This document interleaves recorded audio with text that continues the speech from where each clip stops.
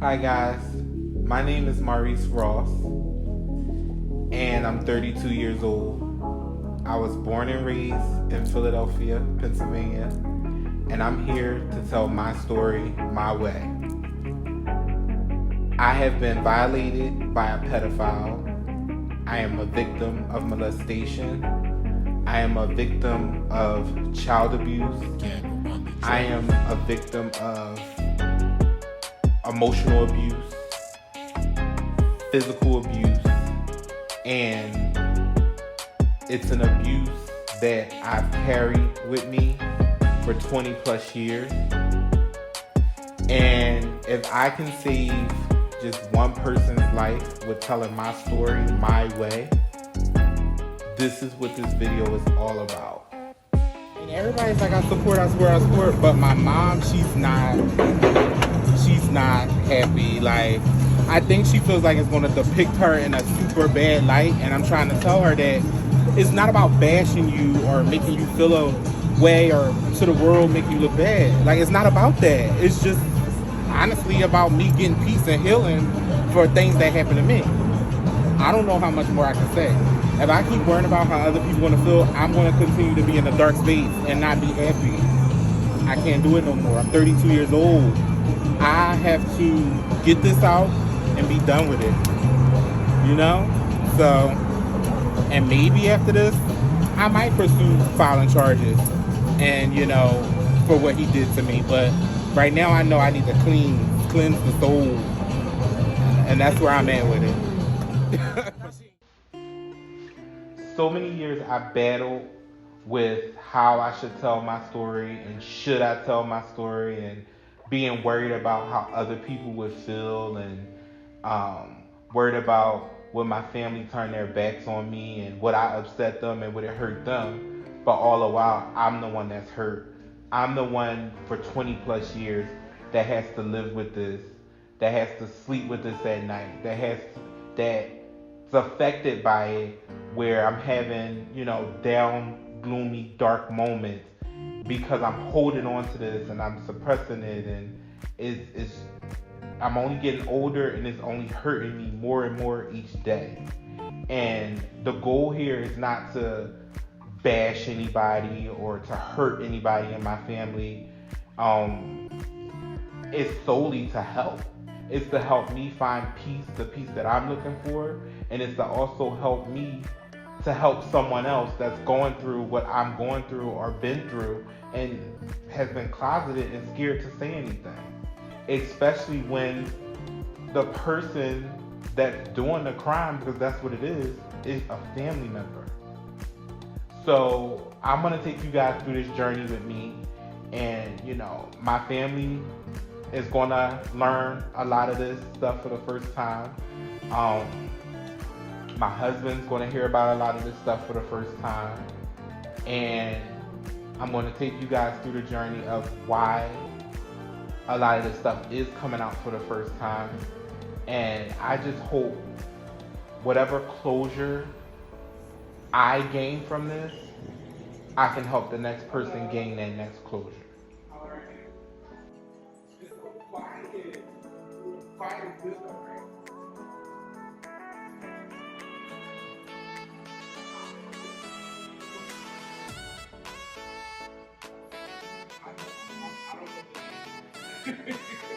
What's a small, a tall, yeah.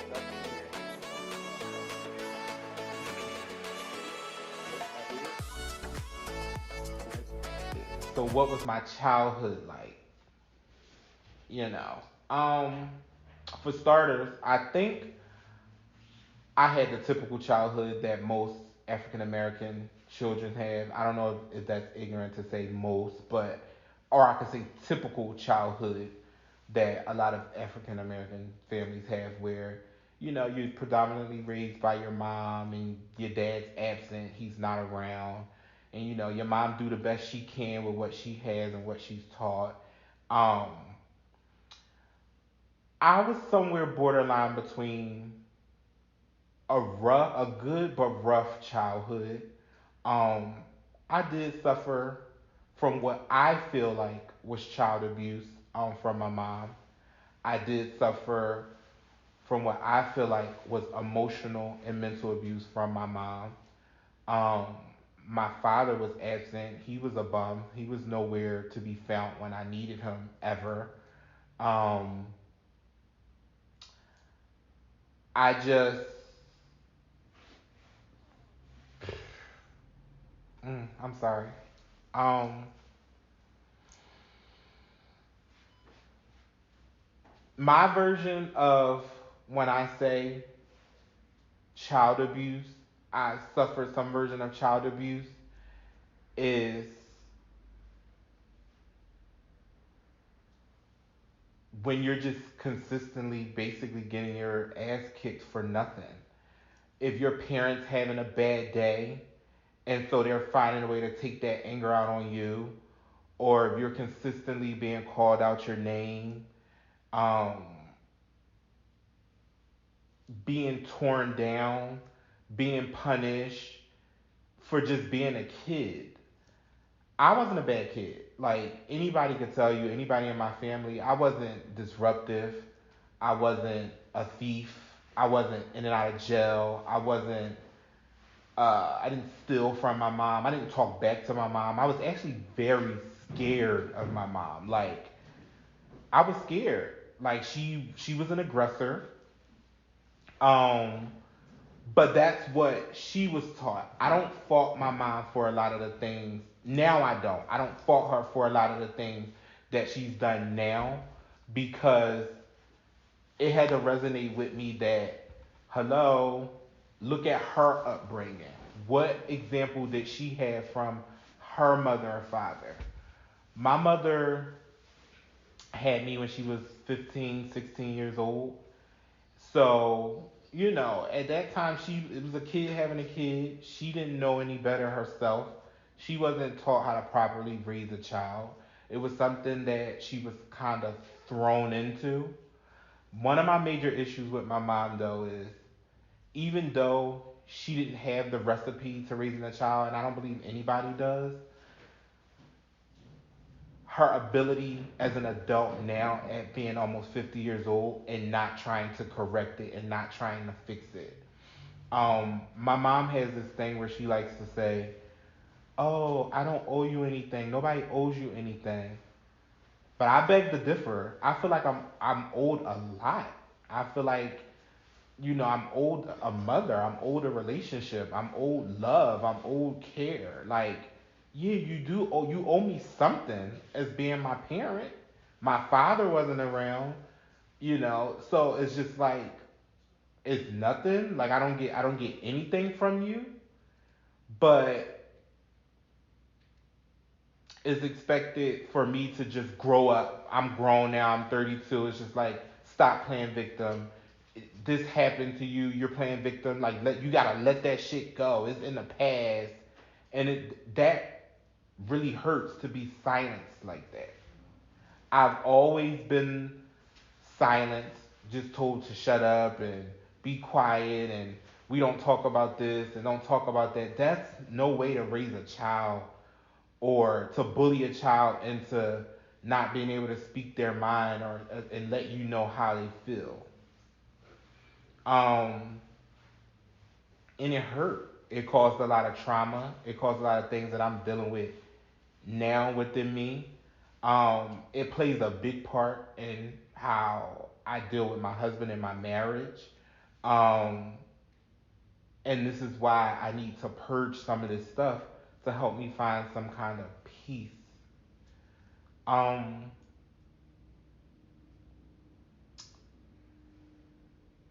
as far as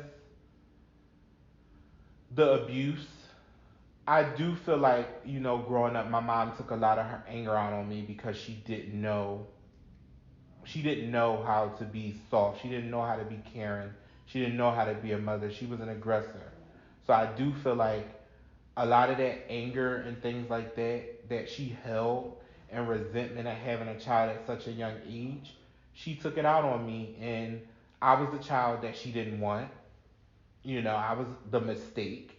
I was the child that if she could abort, she would have aborted. And I'm okay with that. Like I understand all of that stuff. I've been told these things. Um, and I've learned to deal with the fact that I'm just that child. And I can see the difference in the upbringing between me and my siblings. I can see that they were more planned versus me being the inconvenience. I was the inconvenient child basically. Um, so I can also feel where the care or the ability to make sure I was protected wasn't there. It was more so of push me off on whoever you can get pushed off on. And again, these are my feelings of how I felt and what I experienced growing up. When you grow up the way I grew up, and that's with an aggressive parent, you tend to shut down. And that's what I did as a child. I shut down a lot. So, no, I didn't want to talk to my mom. I didn't want to express myself to my mom. I didn't want to run to her when something bad happened to me and let her know because at that point, I was always scared. Like, if I tell her this, am I going to get in trouble for this? And that's with anything. We haven't even gotten to the molestation or any of that stuff. I'm just saying overall, anything that took place regarding me, I was always just so scared to run and tell my mom because I never knew what her reaction was going to be. Because at any given moment, for any given reason, either my mom was harshly cussing me out or she was beating my ass for something. So it was kind of like, what am I like? No, I don't want to tell her. I think my biggest escapes when I was a child from anything that I was dealing with first was cartoons, and my husband can even vouch for that now. I'm 32 years old, and even when I get in my moods now, I have to watch cartoons. Like, I still watch Recess and Doug and like all the old school Nickelodeon cartoons and stuff. That's where I find a peace. It takes me back to Maurice in 1996, Maurice in 1997. It pulls me back into that childhood. And he always asks me, like, why are you watching that? Like, why are you watching that? But again, he gets my moods that I go in and out of. But anyway, I never had the urge to want to talk to my mom and tell her that these things were going on because I was just so scared and frantic and not knowing what her reaction would be to anything because of how she was. She was very aggressive. So I never felt like I could talk to her. So a lot of the stuff that you guys may hear later on in the video, no, my mom don't know. And I can vouch for that. She never knew. A lot of the stuff she didn't find out till recently and even later, later on in life, so I was in my mid 20s. But that's because, again, I did not feel like I could talk to her. I was scared to talk to her. There was things that led me to believe I could not talk to her. Any other piece, it was things like going to my cousin Akeem's house, hanging around him, being on my dad's side, even though my dad was a piece of shit and he wasn't around, hanging out with my cousin, just being away for the weekend, you know, partying with him and his friends or just being around him and his friends, that was peace for me. That was me, you know, not feeling like, oh, I'm going to get abused this weekend if I stay home, or I don't know, like whatever was going on at that time, going away with my cousin made me feel like a safe space. Um,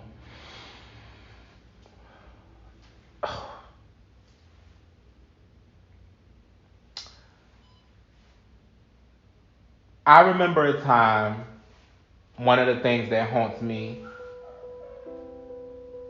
one night, I don't know what the situation was. All I could tell you guys, I was a kid. We lived in Lindenfield. And I remember, I don't know if I did something. And you guys keep in mind, back then, I was like a damn pencil stick. I was so small, so tiny, so skinny. I know y'all see big now, but that wasn't always the case. Um, and I remember my mom was kicking my ass. I remember she beat my ass so bad. And then all I could remember was me like on the floor under my bunk bed. Like I was like clutching onto the bunk bed. And then I remember her lifting her foot up and she kicked me so hard to the point where I was throwing up and I kept throwing up and it was so bad to the point where I had to be rushed to the hospital because they didn't know what was going on. And I just remember my mom and my grandmom and them coaching me, obviously, so my mom wouldn't get in trouble, so I wouldn't tell like the doctors and them that, oh, my mom was just in the house beating my ass. Um, I was being coached of what to say and what not to say, so my mom wouldn't get in trouble. That was traumatizing to me. That was the ass kicking that I never forgot. I never forgot that. I grew up with that. That was one of the ass whoopings that also made me stare from my mom. It was one of those things where it was just like, oh, she's mean. Like my mom, I can't believe she hurt me. That stuck with me. That ass whooping ultimately still sticks with me till today.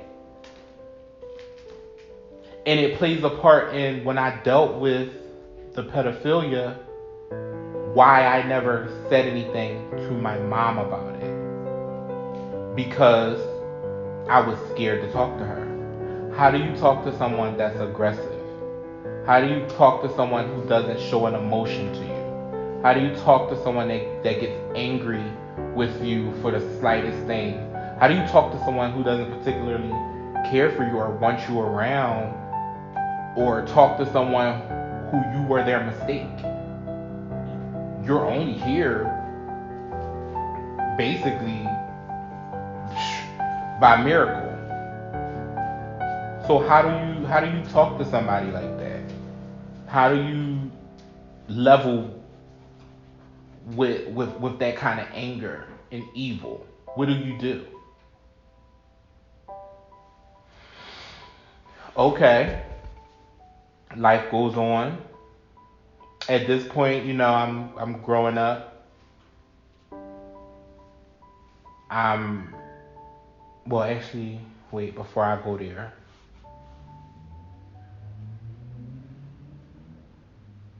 Hold on, I'm sorry. Elementary school, middle school, those were some really dark times for me. Um, by the time I was in middle school, I had enough. I was done with the abuse from my mom. I was done with having an absent father. I was done being molested and touched and used and abused. I was done with the back and forth of getting kicked out, not being accepted, not being loved. I was just done. And I wanted out. And I woke up, I'll never forget, I woke up one day and I was just in such a weird headspace. And I knew that this was the day and I was just like, I'm done. The plan was, I'll never forget, my mom, she worked at one of the elementary schools doing hospitality work. And her schedule, she was never home. She was never home in the evening. So anytime I got home from school, it was just me and my brother. So I would pick my brother up from daycare and we would go home. And I was like, I'm done. I want out. Like I knew that when I made it home from school that day, I was going to kill myself. And so I had let them know what it was all about. And I remember getting shipped away to Belmont, was it Belmont Hospital? And I was locked away in there for like a month on suicide watch. Um, and I'm just basically going through a bunch of counseling and therapy. And even then, I never told them that I was molested at this point. I was still scared that my mom would find out and she would hate me or disown me or think that I was lying. Still, even then, I was covering it up. And I knew that one day I would have to leave this hospital, and I didn't know if they would go tell her or, let her know, not knowing then that I have rights, to secrecy, HIPAA violations, and all that kind of stuff. Back then I didn't know that. So whatever I was discussing then, my mom had no access to. But I remember being released from the hospital, and my mom wasn't even here to get me out of the hospital. She basically let me get on the bus. The hospital had to give me tokens to find my own way home from the hospital. And I'm telling this story because when we talk about traumatic situations and things that fucked me up and things that really hurt me, why, if your child has just thought about committing suicide, just was on suicide watch, just being released from a hospital, are you not the first person standing there to greet them with a hug, a kiss, anything? She was nowhere to be found. And I had to make my way on the bus back home to bullshit.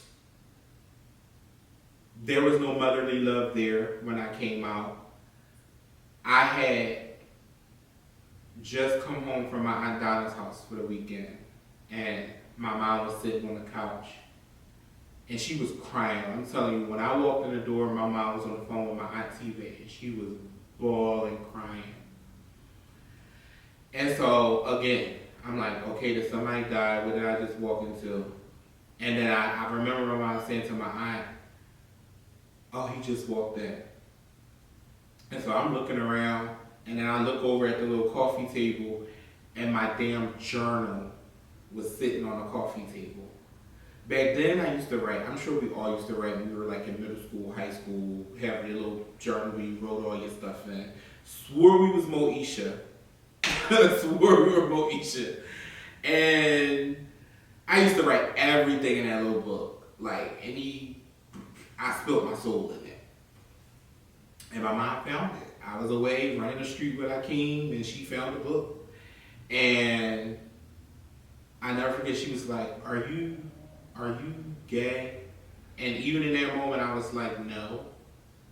And I remember her just clicking out. Because I was scared. I didn't know what to say. Like, again, my mom is just not somebody that you feel like you can go to and just be open with, because you don't know what kind of reaction you're going to get from her.